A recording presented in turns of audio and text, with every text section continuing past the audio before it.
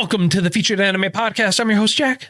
And I'm Rick. And today we are talking about Oshi no Ko, which was a recommendation from Jeb. But before that, we were actually talking about Dune, the old movies and the new movies, and, giving our thoughts and viewpoints and talking a little bit about that. If you want to catch a part of that water conversation, you can join us live on twitch.tv/featured anime podcast, or you can join us every Monday at 10 p.m. Eastern Standard Time. Or if you want, you can subscribe to our Patreon and get to hear the show anytime during the week. For that wonderful pre-show content, you can go to patreon.com/featured anime podcast, $1 a month to get you access to the bonus content and more. And if you also want to help support us through other means and get yourself some nice, tasty treats, you can use our affiliate link in the show notes and use coupon code Featured Anime and get $5 off that first box of Tokyo Treat. And trust me, those treats are worth it. They are so delicious. And if you want to support us through other ways, you can go to shop.featuredanimepodcast.com, buy yourself some swanky swag. And of course, all our information and everything like that's available on our website at featuredanimepodcast.com. And now, on to the meat and potatoes. Oshi no Ko came out in April 2023, ran all the way through June 2023. It's 11 episodes long. Producer for it is Cyber Agent Kodakawa. Studio for it is Doga Kobo. It's based off of a manga. And it's isekai, drama, supernatural, setting, and just to kind of give everyone a heads up, if you do plan on watching this, episode 1 is an hour and a half. Every episode after that is 20 minutes. And there is one recap episode that is in there. So you can basically cut that out, divide up the first episode into multiple, and you have like a 15 episode anime. There you go. Instead of the 11 that it claims. An hour and a half, man. That's a long. If you're not expecting it, that's diving head deep into it when you're expecting a 20, 30 minute show. And to be fair, the first episode is massive as far as everything goes. It's a fantastic precursor to the anime. It's everything you could hope to have. You just boom right there. Everything you plan, like I feel like everything you plan on feeling in the show, everything you plan on listening to in the show, everything you plan on, it foreshadows everything in probably the best way possible. Right. So basically what this anime is about is it's kind of centered on the entertainment world. It focuses on people becoming celebrities who are children's celebrities and idols and actors and everything like that and in between, and how they have to kind of portray and exaggerate themselves to the public and portray a particular image. And episode 1 focuses on Ai, who is Aqua's and Ruby's mother. And this is also an isekai at the exact same time, in that Ruby and Aqua are reincarnated from that exact same world with their same memories and intellect, being reincarnated as Ai's children. And it's them, aside from episode 1, it is solely focalized on Aqua and Ruby and what they're doing in their particular goals and what they're trying to achieve. Aqua trying to find out who the parent is, who the dad is, as well as find out other things about his mother's past. And then Ruby trying to fulfill her mother's idea for her, which is her being an idol, and her life goal is being an idol. And you'll find more about the details about her and Aqua as we talk about this. But in general, it is a basically their entire lives are the exact opposite of what they used to be. Aqua was a doctor, an adult, very, very straight and narrow, very kind and happy and everything like that. Basically very lighthearted. Ruby, on the other hand, was dealt a crummy hand, and she ended up dying very young. But now, having this opportunity to be reborn and go through life again, she is basically gripping everything with, grabbing the bull by the horns and just going for it.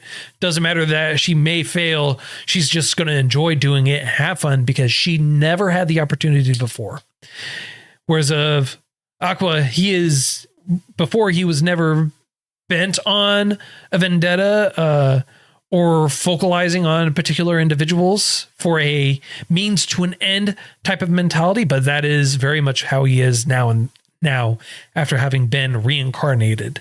Well, he kind of has to be, and I don't mean that in the sense of he's a very vengeful person. I mean that in the sense of originally he was a doctor and he wasn't attached, if you would, and then he meets this idol who completely enthralls him, and the only reason he meets her is because of the child who introduced him, introduced him to the idea of I. And when she shows up, he recognizes her, but he's like, you know what, I'm going to be professional, I'm going to do this, I'm going to do that. And when unfortunately he does die, he doesn't really see her as an idol so much as his ideal, which I guess is a play on words for idol. Because it just, even though they don't forget their memories, I feel like they're just as studious as they were before. You know what I mean? Like, he became a doctor, so he was very meticulous in his planning. And now that he's handsome and there are many opportunities that are showing up in his place, in front of him, because of who he supposedly is a child of, it's easier for him to fake it, if you will. Well, no one knows who his parents are, right? He knows. His adoptive mother knows. We know, right? And no one else knows. No one else even suspects, right? It's not discussed or talked about amongst anyone else. Yeah, but it's assumed that he's the manager's kid, not I's kid. Yeah, exactly. That's what I mean. Oh, okay. Well, the thing is, it's like, it's not that he's meticulous in planning and everything like that. It's he is like that as a result of circumstance, right? Having witnessed what went through, he's never had, it's not that he's like, oh, I've never had a reason to go on a vengeful vendetta to try and find who my dad was before. It's like he's never had his whole life ripped from him in a very, very gruesome, very horrible way. Yeah. I mean, that would change anyone, because before he was kind, always kind, didn't view people as a means to an end. He now views specific people or interactions with people as a means to an end. Yeah, and that's his whole persona. He's got a goal to reach. Yeah. And before, when he was a doctor, he maintained a distant detachment as best he could with everyone there. Well, and you're supposed to when you're a appeal, doctor. You're not supposed to develop those attachments. You can't like, well, he maintained a healthy detachment from his patients. Obviously, you're supposed to do that. Up until I. Because, well, let me put it to you like this. He died. Yeah. And was reborn as her kid. Of course, he's going to have different feelings for her because she literally gave birth to him and was raised by him for 3 years. Granted, he had his memories and everything like that, but that is, you can't go, oh, he maintained a healthy detachment from I. It's not this. You can't draw that correlation. You can't draw that. Though. No, I'm saying you can't draw that correlation for his past life to that. Well, what I was saying was he maintained a healthy detachment until I showed up. And then he took a personal interest in her, and not in a professional standpoint, but also in a standpoint of I want to protect her. Was also a very big fan of hers. Like, of course he's going to want to be there. Like, you had this entire setup. It's not like she just walked in and he's like, oh, I'm going to protect you because you're obviously someone very important. No, they had an entire buildup for that too. Yes. But even the cancer patient he had before showed him I. Yeah. Well, I assume it's cancer. Okay. And then what ends up happening is his infatuation with I, it's not even an infatuation, his fandom of I comes from her. And I don't know if it was something that they did together in order to bond and to make her feel better. I don't know, but it became... Probably because, you do inevitably develop some kind of attachments, but the exact same time, I mean, like majority of doctors and any nurse will tell you, like the best thing you can do is to not be emotionally vested in your patients. They will either leave and move on, or they will die. I mean, like, one of the two is going to happen. And either way, they're leaving. Either way, they're gone, and they're there for a very short amount of time. So, I mean, like, granted, depending if they're there for a very long time, like how Ruby's former life was, she was there for a very long time. You develop those relationships and everything like that. That is always going to happen. However, being emotionally detached is not unique for doctors. It's something they always try to do. Well, I guess I was trying to point out the fact that he was not detached with her. Like something shifted before he was killed and reincarnated. Yeah, yes, he has this pseudo attachment or whatever it is. Yes, he chased after someone. Okay, but it's not that, he's like fully 100% invested in there. Someone came to him and they're like talking to him and trying to do whatever. He's like, whoa, bro, what the hell's going on? Are you the dad? Because it's kind of messed up. I mean, like, doctors will do that. There's a lot of doctors that'll do that. They have some kind of ethics, but it's not like he's, going over the deep end, trying to do everything he can above and beyond and everything like that. I mean, like, he's doing what he's supposed to do. He's an on-call doctor.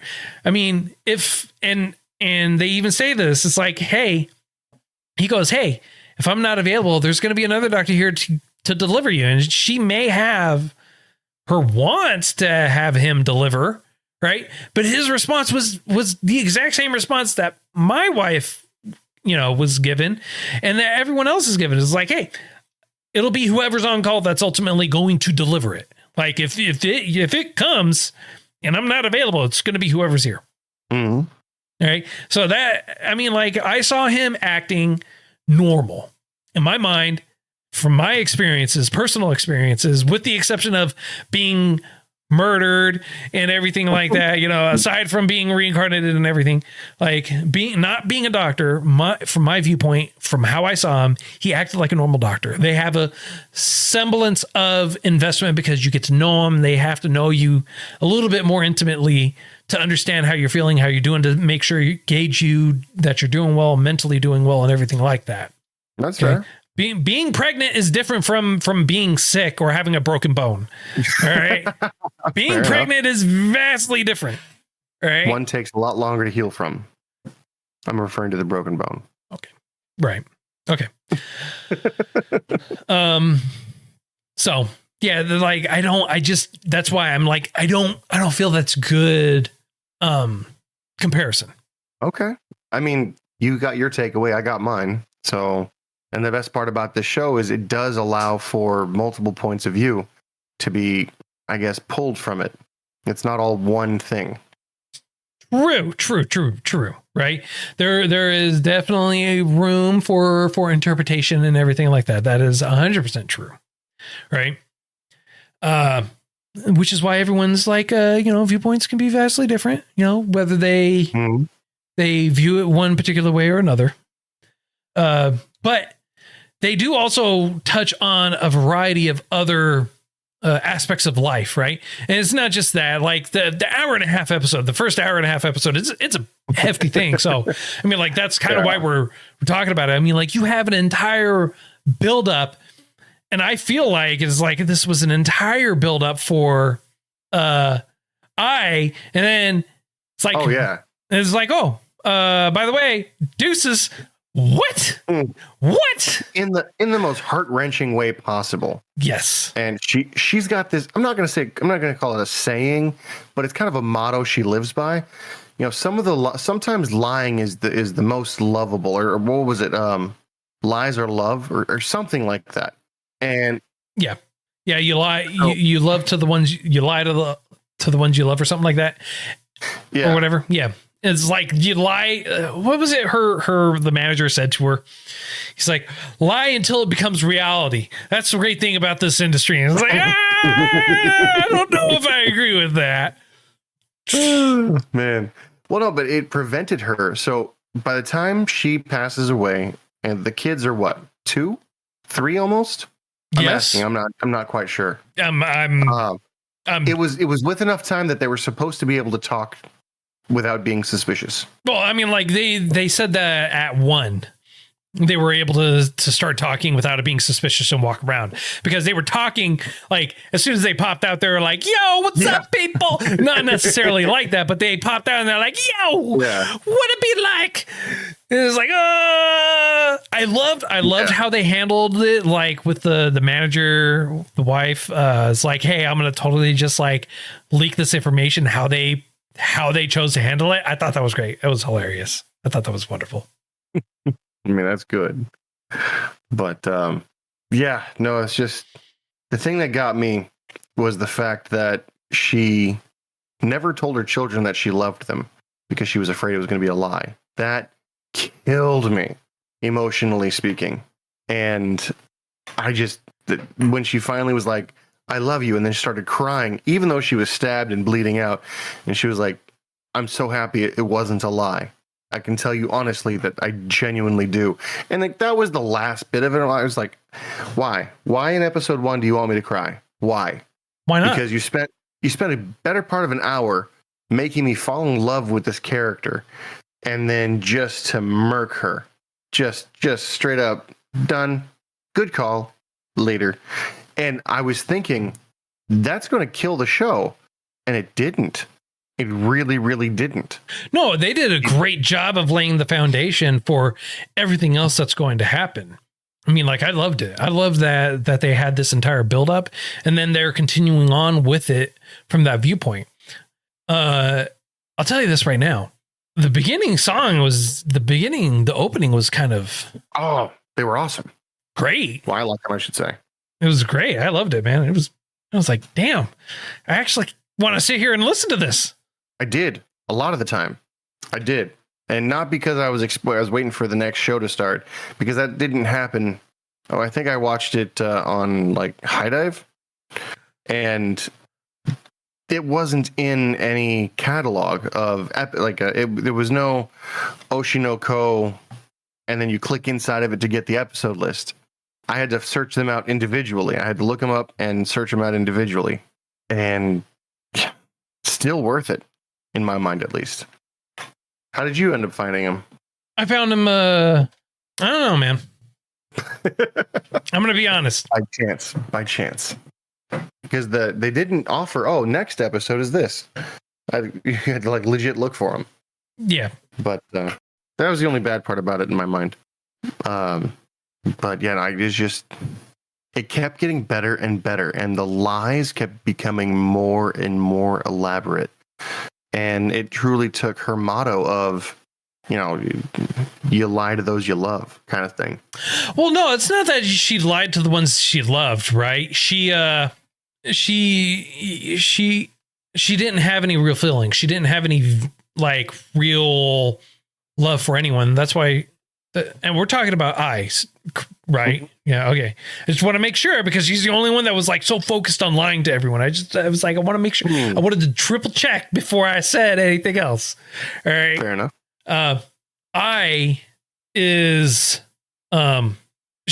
Everything she did, everything she said, everything was a lie. Everything lie. But that's why she didn't want to say things that she didn't want to be a lie. And she even said that. She's like, I didn't want to say this because I'm afraid it's going to be a lie. Yeah. Okay. I mean, it makes sense. And yet she's right. But when you're that good, how can you differentiate? Right. But what about the rest of the cast, right? What about the rest of the show, right? What about, everyone else? What about the focal points of Aqua and Ruby, what about them? Right? Like how they're going, what they're doing, the total jabs with and it's so like, take Aqua, for example, right? And Ruby, they met people, they interacted with people from episode 1 that actually continued on into the future. And you see that fruition, you see that growth right there for them. You see the continuation of that relationship. And when they did that time skip, because that's a massive time skip, it was like 10 years. Yeah. You knew that what was going on didn't really amount to too much. And they helped fill in the gaps as to what happened. They helped fill in everything that had happened before the 10-year skip, or during that 10-year skip, I should say. It was a great driving force in the movie or in the show. The time skip was very, very well done, I think, because it didn't leave too many questions. Nobody changed all that much, so you could still identify who was who from the earlier episodes. And their mentalities simply evolved from what they were to something more elegant. And that just goes to show the story writing was amazing on the show. On this, the thought processes behind it, just good. Just good. You can tell when somebody cares about the work they got rather than it's a paycheck. You know what I mean? Yeah. And it truly felt that way. Yeah, and they definitely like touched on it, right? So when you're watching it, they comment on how some actors are, the kind of like the intricacies, I guess you would say, about the industry that they're in, and it's like, unless you really kind of, I mean, like, speaking from a layman's viewpoint, from someone who is not in the entertainment industry in that respect, being, with how they're acting and talking and the viewpoints of it definitely kind of gives you a different viewpoint of actors, child actors, teen actors, and everything like that, where you don't really think about that kind of stuff until it's actually talked about and pointed out. And the viewpoints for it, right? And the importance of having certain connections, or the importance of having an agent or someone that's going to be there to take care of you, but also at the exact same time, how easy it is for them to just drop you or not care about you and just let you fall by the wayside because you gained a gray hair, or you did this, or this happened, or that happened. If you're not a constant cash cow and they can't continue to use you, you're basically just there and they don't care about you anymore. They're no longer vested in you. And you're a stepping stone for somebody else. Exactly. And showing the differences and the viewpoints and the struggles that all these other people have, it's honestly great to see. It's nice to see that they don't portray it or show it in such a positive, constant positive, wonderful light. They showed it in like the down and dirty, the gritty, the negative aspects of it. Is like, hey, guess what? You're kind of SOL on this. It's like, take the pop, like being an idol type thing. It's like, hey, guess what? You make like next to no money while you're an idol. Yeah. Unless you make it really, really, really big. Unless you're like a top 100 Billboard 100 person, you ain't making squat. I mean, yeah, because you need to produce, which makes very little sense to me, because the company that they started in was originally, I guess a one-trick pony would be it. It was that was their whole business model, and then when she passed away, or when she was murdered, the director, I don't know if he went crazy or whatnot, he ran away, leaving his wife saddled with all of the bills, the building, the debt. Oh, and somehow, some way. It was because, and they kind of touched on it, but he disappeared because his golden goose, so to speak, the 1 in a million, whatever it is, just poof. It's like literally he finally reached like the pinnacles. Like everyone's reaching for this point, and it's very few people reach this X point, and well, that's why he disappeared. Fair enough. I mean, I guess, yeah, but still slightly frustrating at times. Right. The other thing is the eyes, right? That was a weird one. They've really focused on the eyes, and I'm like I understand like the design of the eyes to kind of give a very different perspective or viewpoint, or to kind of help convey the emotions going on, what's going on internally, mentally, emotionally for them. Yeah. I was going to say they were incredibly, incredibly emotive. Yes. But at the exact same time, it's just like take Ruby's and Aqua's, right? Okay. How they like each received half or one of the eyes that I had.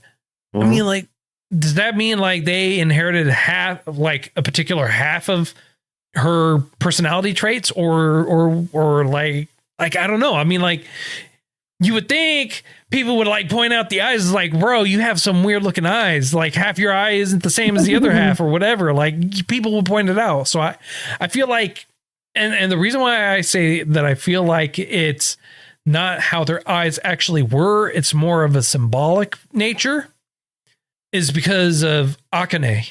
Yeah. She all of a sudden showed up embodying eye, and she was able to get those same exact eyes. Yes. Yes. And that's exactly why I feel like it's not a actual physical trait. It's more along the lines of a personality trait. What do you mean by that? Like the embodiment of how they interact and what they do and everything like that, like the whole personality behind him. It's like it's meant to embody a particular side or aspect of that personality. Whereas you have I, who had both charisma, but also that very dark side at the exact same time. Mm-hmm. You have Ruby, who has more charisma than anything else. And then you have Aqua, who has the more darker side of the personality. So I guess I can see that. So instead of them being embodied by both, they're embodying one particular side of the personality or aspect of said personality. Well, what about when... Because they only ever show one eye having that particular trait for them. Okay. Well, which one? What do you mean? You said there's only one eye that is what they only show them with one eye with that trait. Oh, that's what you mean. I thought you meant like one style. I'm like, but I only saw that they had one regular eye and one starred eye. Yeah. But so you think that it has to do with like charisma and stuff like that? The side of the type of personality that they inevitably inherited or took up from I. Aqua being the more dark type, who's more cynical, like everyone lies, I lie, everyone, this whole thing, versus Ruby, who's like the very like, hey, very charismatic, very like bubbly, like I love you all type of thing and everything like that personality. Contrasting personalities versus I, who had them both, they are both each side of the extreme. I mean, the duality between the two is off the charts. Yeah, it's awesome to see. And it's kind of interesting because the boy will get far more work, but he's also working his tail off to support his sister and protect. Well, he's getting more work, not necessarily because he wants to get the work, but he's getting the work, and it's not to support his sister. It just kind of works out that way. It's because of how things kind of just land out. Like, and he keeps reiterating this. He's going into the entertainment industry to find out who his dad is. And that's why, versus Ruby, who just wants to be an idol. And he's getting the work because it's helping him kind of move along, finding that out. And he's like, oh, I'm not a great actor or whatever it is. But then when he acts, like the people that are there, it's not that he's particularly throwing his whole heart into it. It's like second nature for him. He's able to act easily and do it. I mean, and they do reference that he did go through classes. He did do some training and everything like that. But Ruby does the exact same thing. I mean, like she's going through and doing all this other stuff. She has a very particular goal she's trying to reach. However, it's a different goal, right? He's not doing it to become famous. He's doing it to get revenge. She's doing it to get famous. But does she's not aware of his plan for revenge, is she? No, she's not. That's why when he like disappears or does all this other stuff, it's like, well, what the heck's going on? I mean, yes, but he's always working, so he's always got an excuse. Yeah. Because, again, he's trying to gain the skills so that way he can move into the entertainment industry to get exposed to the people to find out who his dad is. I mean, like that is the one thing he has said multiple times, like at least once an episode. I have to work through this industry, and the easiest way for me to be able to find who our father is to be an actor or is to be in the entertainment industry and to find all this stuff. I mean, like he goes through that like spiel almost every single episode. It's kind of repetitive, but he does it. And it was like, okay, we get it, bro. You want to be an actor. You want to find your daddy. You want to shank him. We get it. We got it. It's okay. I don't know about shank so much as understand why he's not wanted. I guess would be the best way to put it. It's not that he's not wanted. I think it's more along the lines of why you murdered my mom, why you had her murdered. I mean, there's that too. Right. There's definitely that too. So he has a very strong anger and hatred towards him. Like I'm gonna laugh my butt off. Season 2 pops and they're best friends. Right. So I don't think so though, because absolutely not. But I was gonna say it'd be funny if that happened. Yeah, it'd be weird. I'd be almost appalled. It'd feel like I got gypped, for lack of a better way to put it. Yeah. If season 2 popped and they were all like hunky dory and friends, I'm like, no, hold on. Let's bring back the energy from last season because this is not right. Well, he's not really hunky dory or friends with anyone. Nobody can fake it. He faked it so well. He made producers on a show think that he was in love with another character. I mean, it's called acting. They do that. Mm-hmm. They talked about that being a thing on there. They're like, oh yeah, sometimes people really do actually continue dating and they actually do start developing feelings. Sometimes they just do it and then they break up because of this and that. It's like, it's not that they were fooled. It's like, he's acting. He's like, that's why they said it's like, it's not that there's a script, but they can strongly suggest and help guide what's going to happen. And that's why they don't and that's why they don't allow raw footage to be released, because it helps break the illusion of whatever drama they're trying to drum up to have happen. Like they go through a whole process for it. They talk about this whole thing for it. I don't know. It's convoluted would be a great way to say it. It was incredibly convoluted the way he was able to move through almost effortlessly through the industry, and people liked him because he was wiser than his age indicated, which meant he was easy to work with and incredibly creepy at times. Yeah, well, I think people just had a hard time reading him, which got him gigs. All right, sir. I mean, there's plenty more that I could say about it, but I feel like this is kind of like a good spot for us to leave a rating because, we can talk about our differences for quite a while and viewpoints. Yeah. And there's a lot further. I was going to say any further, I feel like we'd just be spoiling the whole show, and that's not fair to anybody. Well, there's a lot of intricacies and everything like that. They spell out everything that's going to happen, and you don't get the resolution from any of it until much, much later. Definitely not in season 1 because there's season 2 obviously coming out. So yeah, so it's true. But there's a lot of pseudo side events and side stories and things that happen in there that I feel like it's better to watch. 100%. 100%. So there's going to be some things we might find interesting that you'll be just like, no. Yeah. And some things we gloss over and you're like, that's pivotal. Exactly. So I feel like this is a great spot for rating, sir. So on a scale of up to 10, how would you rate this? So on a scale of up to 10, I'm going to give this a solid 9. It blew my mind. The reason this is not a 10 is that first episode was killer. That first episode almost made me not want to watch the rest of it. Not because it wasn't good, but because it didn't feel like it was ever going to end. And then when it did end, I was like, well, I was just starting. What's good? So I was dissatisfied with how the first one went, but I was completely and utterly amazed the rest of the time. Okay. And you? For me, I'm gonna give it a 9 as well. I enjoyed it. I thought it was really well done. It was great. Had a lot of great story points, a lot of elements to it. The music was great in it too, especially when it needed to be there. Gave you different aspects and viewpoints for the whole acting side of life.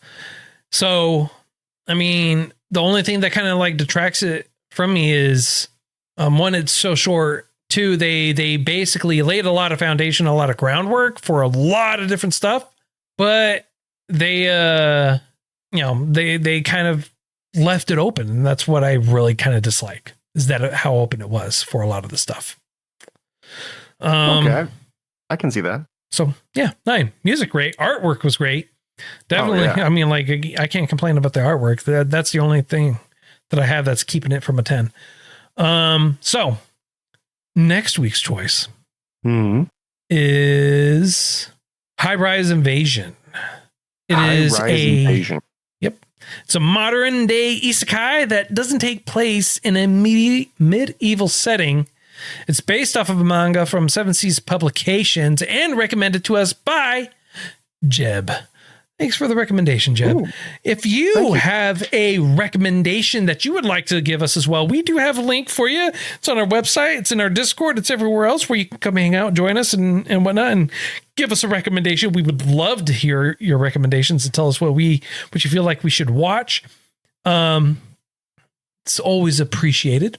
But I don't have too much else to say. So anything you want to throw out there, Rick, before I wrap up?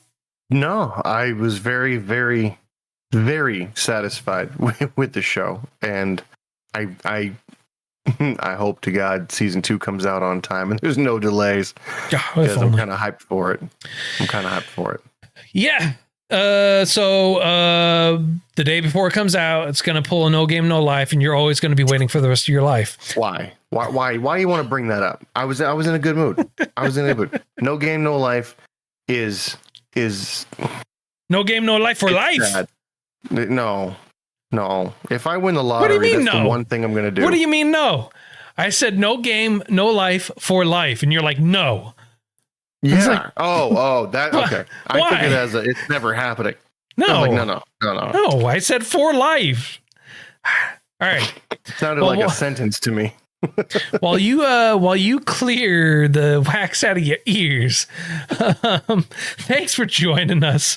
We hope you enjoyed this week's choice. If you feel like we got something right, something wrong, did it too much justice, not enough justice, or anything like that, any point in between, feel free to reach out to us and let us know. We have all that information for you in the show notes.